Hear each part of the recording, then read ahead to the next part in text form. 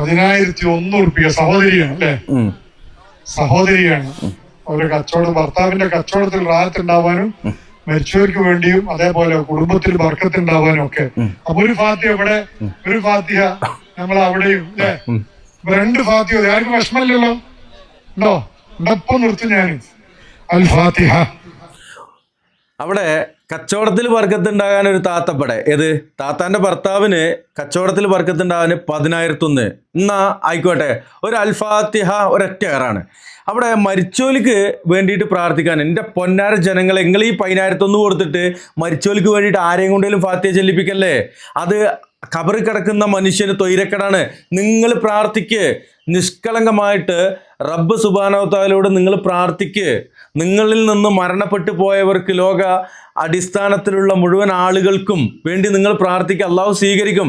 ഈ മൂല്യാക്കന്മാർക്ക് നിങ്ങൾ 10,001 ഇങ്ങനെ ഇട്ട് കൊടുത്തിട്ട് മൂപ്പര് 10,001 കൊടുക്കാനുള്ളവർക്ക് ഫാത്തിഹ, ഒന്നും കൊടുക്കാനുള്ളവർക്ക് ഒന്നുമില്ല. എന്ത് ജാതി പൊട്ടപ്പോയത്തൊക്കെയാണ് ഇവർ ഈ കാട്ടിക്കൊണ്ടിരിക്കുന്നത്. കഴിഞ്ഞിട്ടില്ല, കുറച്ചും കൂടി കേൾക്കാണ്ട്. നുജൂം കുടുംബ സമാജത്തിന് മരിച്ചവർക്ക് നിവാരിക്കാൻ എത്ര? 5000. കുറഞ്ഞു. 5000.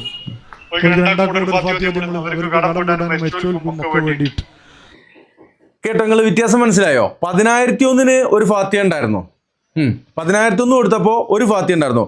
ഇവിടെ രണ്ടാള് 5000 ആയപ്പോൾ രണ്ടാൾക്കും കൂടി ഒരു ഫാത്തിഹ. ഇതാണ്, അതായത് രണ്ടാളും 5000 കൊടുത്തിട്ടുണ്ടെന്നാൽ രണ്ടാൾക്കും ഫാത്തിഹ ഓതണം എന്നൊന്നും അല്ല കേട്ടോ ഇവിടെ പറയുന്നത്. ഒരു കാര്യമല്ല, നിങ്ങൾ എങ്ങനെയൊക്കെ തോതിയിട്ടും കാര്യമില്ല, അത് എവിടേക്ക് എത്തൂല, ഒന്നിലേക്കും എത്തൂല.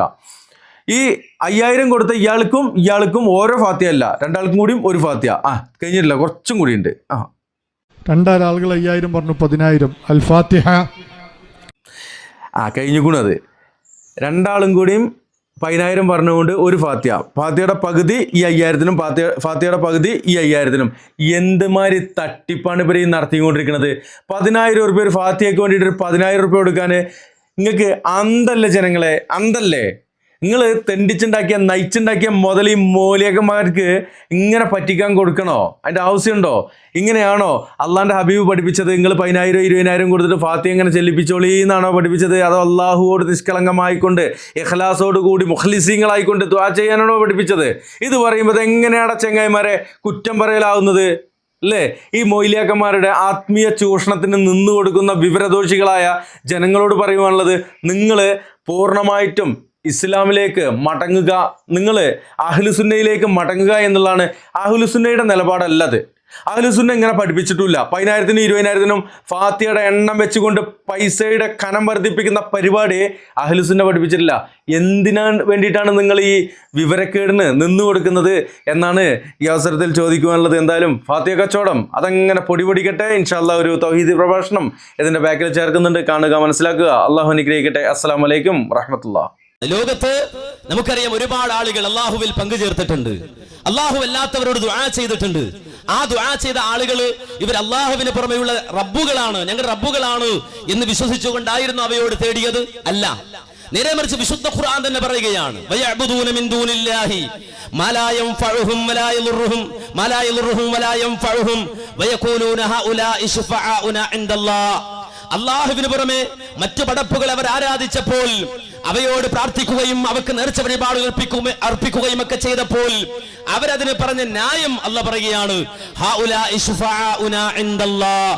ഇവർ ഞങ്ങൾക്ക് അള്ളാഹുവിനോട് അടുക്കുവാൻ, ഞങ്ങളെ അള്ളാഹുവിലേക്ക് അടുപ്പിക്കുവാൻ, ഞങ്ങളുടെ കാര്യം അള്ളാഹുവിനോട് പറയുവാനുള്ള ശുപാർശകരാണ്, ഞങ്ങളുടെ ശുപാർശകരാണ്, ഞങ്ങൾക്ക് ഞങ്ങളുടെ കാര്യം അള്ളാഹുവിനോട് അവതരിപ്പിക്കാനുള്ള ആളുകളാണ് എന്ന നിലക്കാണ് അള്ളാഹുവിന് പുറമെയുള്ള പടപ്പുകളെ അവർ ആരാധിച്ചത് എന്ന് വിശുദ്ധ ഖുർആൻ ഖണ്ഡിതമായി തന്നെ പറയുകയാണ്, വിശുദ്ധ ഖുർആൻ പഠിപ്പിക്കുകയാണ്. മാത്രമല്ല ആ ആയത്തിനെ വിശദീകരിച്ചുകൊണ്ടാണ് ഫഖറുദ്ദീൻ റാസി അദ്ദേഹത്തിന്റെ തഫ്സീറിൽ രേഖപ്പെടുത്തിയത്, വനദീറുഹു ഫീ ഹാദാ സമാൻ ഇസ്തിഗാലു കസീറിൻ മിനൽ ഖൽഖ് ബിതഅലീമി ഖുബൂരിൽ അകാബിരി. അതെ, അതിന് സമാനമായ മക്കയിലെ മുശ്രിക്കുകളായ ആളുകൾ അവർ ചെയ്തതിനു സമാനമായ നമ്മുടെ പ്രവർത്തകർ അകത്തേക്ക് കയറിയിരിക്കുക, അവിടെ ആരും വാദിക്കാൻ നിൽക്കേണ്ട, നമ്മുടെ പ്രവർത്തകരെല്ലാം സ്റ്റേജിലാണ്, കോമ്പൗണ്ടിലാണ്, സദസ്സിലാണ് ഇരിക്കേണ്ടത്, കസേരയിലാണ് ഇരിക്കേണ്ടത്, അവിടെ നിയമപാലകന്മാരുണ്ട്, ബഹളമുണ്ടാക്കുന്ന ആളുകൾ അവരാണ് നോക്കേണ്ടത്, നിങ്ങൾ അകത്തേക്ക് കയറിയിരിക്കുക.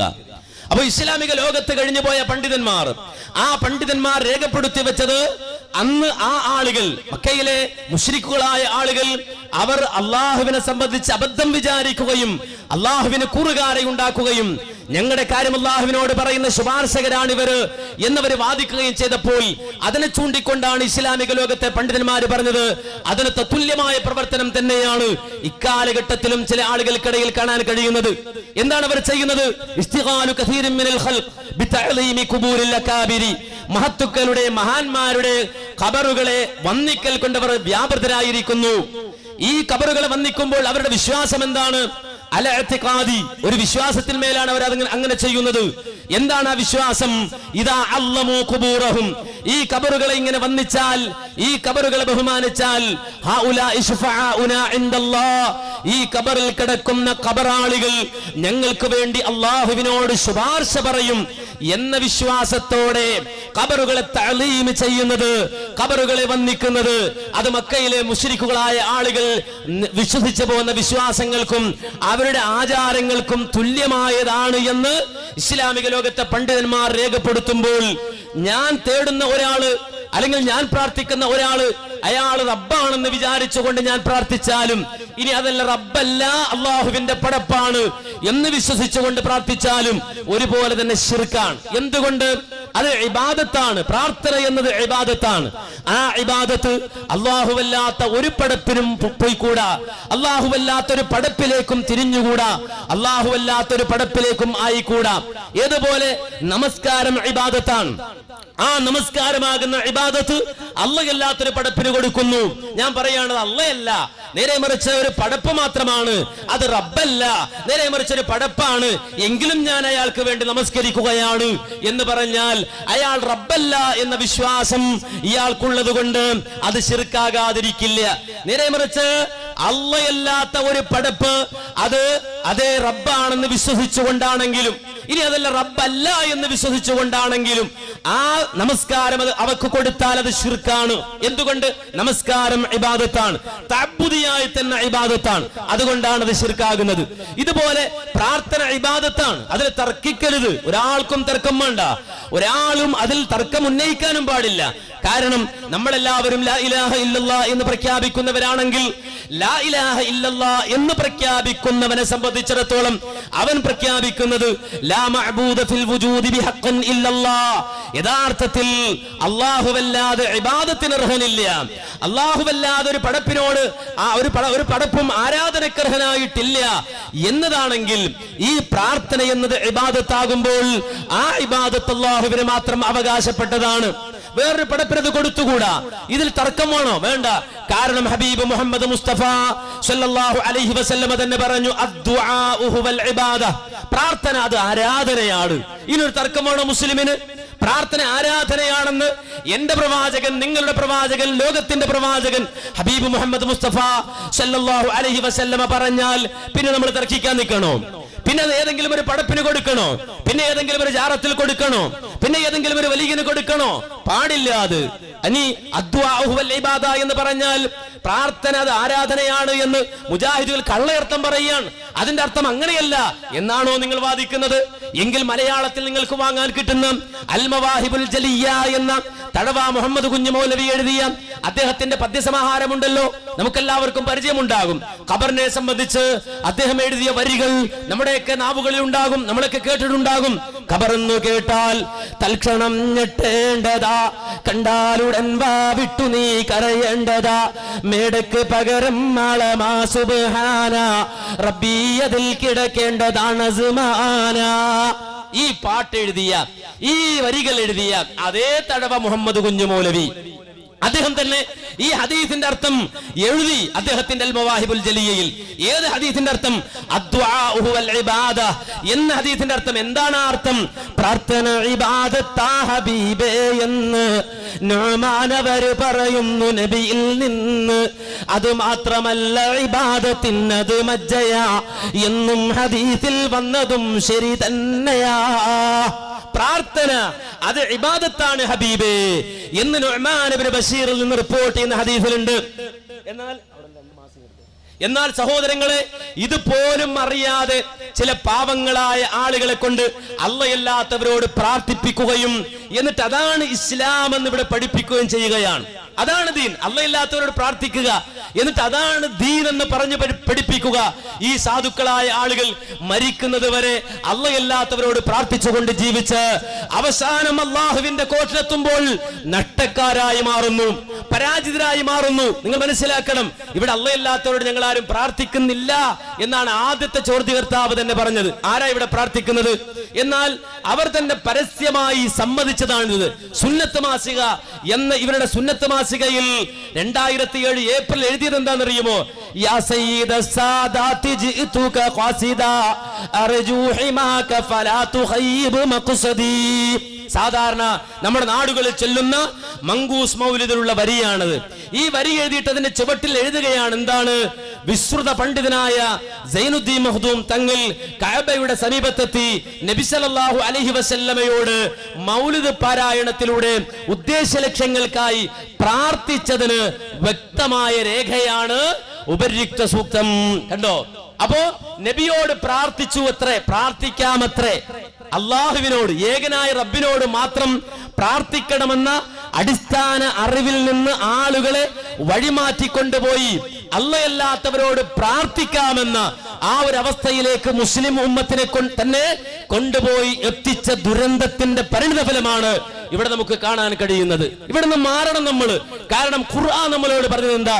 ഖുൽ ഇന്നമാ അദ്ഉ റബ്ബി വലാ ഉശ്രിക് ബിഹി അഹദാ. നിങ്ങൾ പോയിട്ട് ഖുർആൻ സൂറത്തുൽ ജിന്ന് എടുക്കുക, ഉണ്ടൊന്നും മറിക്കുക, എന്റെ ഈ ആയത്ത് അവിടെ ഉണ്ടോ എന്നൊന്ന് നോക്കുക. എന്താ പറഞ്ഞത്? പറയൂ, എന്താ പറയേണ്ടത്? ഇന്നമാ അദ്ഉ റബ്ബി, ഞാൻ എന്റെ റബ്ബിനോട് മാത്രമേ ദുആ ചെയ്യൂ. വലാ ഉശ്രികു ബിഹി അഹദാ, ആ റബ്ബിൽ ഞാൻ യാതൊന്നിനെയും പങ്കുചേർക്കുകയില്ല.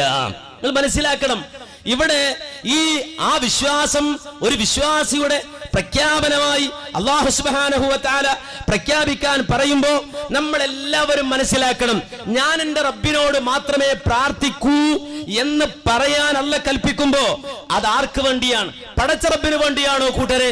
നമ്മളെല്ലാവരും പടച്ചവനോട് പ്രാർത്ഥിച്ചിട്ട് പടച്ചവന് വല്ല സ്ഥാനക്കയറ്റവും കിട്ടാനുണ്ടോ കൂട്ടരെ? ഒരിക്കലുമില്ല.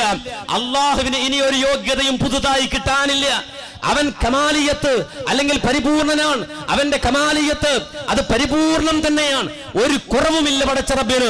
നമ്മളെല്ലാവരും റബ്ബിനോട് തേടിയിട്ട് പടച്ചവനെന്തോ സ്ഥാനക്കയറ്റം കിട്ടാനുള്ളത് പോലെ ഒരിക്കലുമില്ല. ഒരുത്തൻ റബ്ബിനോട് നന്ദി കാണിച്ച് റബ്ബിനോട് മാത്രം തേടുകയാണെങ്കിൽ, റബ്ബിന് ശുക്ർ ചെയ്യുകയാണെങ്കിൽ അത് അവനോട് സ്വയം കാണിക്കുന്ന ശുക്റാണ്. ഞാൻ മരിക്കുന്നത് വരെ എന്റെ റബ്ബിനോട് മാത്രം പ്രാർത്ഥിക്കുകയും അള്ളയല്ലാത്ത ഒരു പടപ്പിനോടും പ്രാർത്ഥിക്കാതിരിക്കുകയും അങ്ങനെ എന്റെ അന്ത്യശ്വാസം വരെ ഞാൻ നിലനിൽക്കുകയും ചെയ്താൽ കൂട്ടരെ, അതിന്റെ പേരിൽ അള്ളാഹു എന്നോട് കോപിക്കുമോ? ഒരിക്കലുമില്ല. നീ എന്തിനാടാ എന്നോട് മാത്രം പ്രാർത്ഥിച്ചത്? നീ എന്താടാ മറ്റുള്ളവരോട് പ്രാർത്ഥിക്കാതിരുന്നത്? നീ എന്തേ എന്നോട് മാത്രം പ്രാർത്ഥിച്ച് കഴിച്ചു കൂട്ടിയത്? അങ്ങനെ എന്തിനാ നീ അവസാനം വരെ കഴിച്ചത്? റബ്ബിനോട് ചോദിക്കുമോ? ഒരിക്കലും ചോദിക്കില്ല. പക്ഷേ ഞാൻ ഉറപ്പിച്ചും തറപ്പിച്ചും പറയുന്നു, അള്ളാഹുവിന്റെ ആയാത്തുകളുടെയും ഹദീസുകളുടെയും ബലത്തിൽ ഞാൻ പറയുന്നു, ഒരു മനുഷ്യൻ അള്ളയല്ലാത്തവരോട് ദുആ ചെയ്തിട്ട് അള്ളയല്ലാത്തവരോട് പ്രാർത്ഥിച്ചിട്ട് പടച്ചവന്റെ മുന്നിൽ പരലോകത്തെത്തിയാൽ പടച്ച റബ്ബ് ചോദിക്കുക തന്നെ ചെയ്യും, ഐന ശുറകാഉകും, എവിടെ പോയടാ നിന്റെ പങ്കാളികളൊക്കെ? എവിടെ? നീ സഹായിക്കുമെന്ന് പറഞ്ഞവരെവിടെ? നിന്നെ രക്ഷിക്കുമെന്ന് പറഞ്ഞവരെവിടെ? നിന്റെ പ്രയാസങ്ങളിൽ നിനക്കത്താണിയാകുമെന്ന് പറഞ്ഞവനൊക്കെ എവിടെ പോയടാ എന്ന് ലോകത്തിന്റെ റബ്ബ് അല്ലാഹു സുബ്ഹാനഹു വ തആല ചോദിക്കുക തന്നെ ചെയ്യും സർവരോടും. ഈസാ നബിയോട് തേടിയവരുണ്ട്, മറിയം ബീവിയോട് തേടിയവരുണ്ട്. ആ ഈസാ നബി അല്ലാഹു വിളിക്കും, മറിയം ബീവി അല്ലാഹു വിളിക്കും. രണ്ടാൾക്കാരും മഹാന്മാരാണ്. ആ മഹാന്മാരെ വിളിച്ചിട്ട് അല്ലാഹു ചോദിക്കുകയാണ്, അഅന്ത ഖുൽത ലിന്നാസി ഇത്തഖിദൂനി വ ഉമ്മി ഇലാഹൈനി മിൻ ദൂനില്ലാഹ്. അല്ല ഈസാ, നീ പറഞ്ഞോ നിന്നെയും നിന്റെ ഉമ്മയെയും എനിക്ക് പുറമെയുള്ള ഇലാഹാക്കാൻ നീ പറഞ്ഞടോ എന്നല്ലാഹു ഈസാ നബിയോട് ചോദിക്കുമെന്ന് ഖുർആൻ. ഈസാ നബി പറയും, പടച്ചവനെ ഞാനത് പറയുമോ? എന്നെ വിളിക്കാൻ, എന്നെ ആരാധിക്കാൻ, എന്നോട് പ്രാർത്ഥിക്കാൻ ഞാൻ പറയുമോ എന്റെ ജനതയോട്? ഒരിക്കലുമില്ല.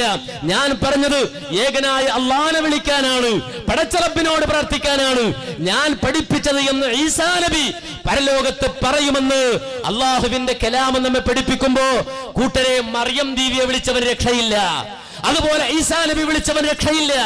ഈസാ നബി എതിരാകുന്നു, മറിയം ബീവി അവർക്കെതിരാകുന്നു. പിന്നെ അതിന് താഴെയുള്ളവരുടെ കാര്യം പറയണോ? അവർക്ക് കീഴെയുള്ളവരുടെ കാര്യം പറയണോ?